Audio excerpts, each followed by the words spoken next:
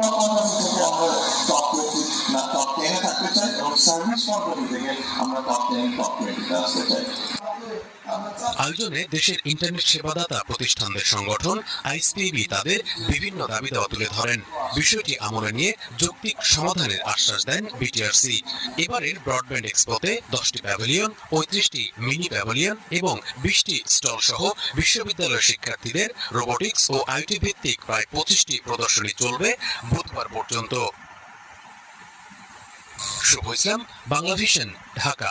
তথ্য ও সম্প্রচার মন্ত্রী জহিরুদ্দিন স্বপন জানিয়েছেন, তরুণদের মধ্যে মূল্যবোধ বৃদ্ধিতে কাজ করতে নির্দেশনা দিয়েছেন প্রধানমন্ত্রী তারেক রহমান।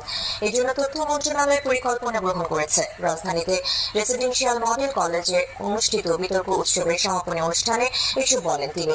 তথ্য ও সম্প্রচার মন্ত্রী জানান, গণমাধ্যমে বিভিন্ন শিক্ষামূলক কন্টেন্ট প্রচারের মাধ্যমে তরুণদের মধ্যে মূল্যবোধ বাড়ানোর উদ্যোগ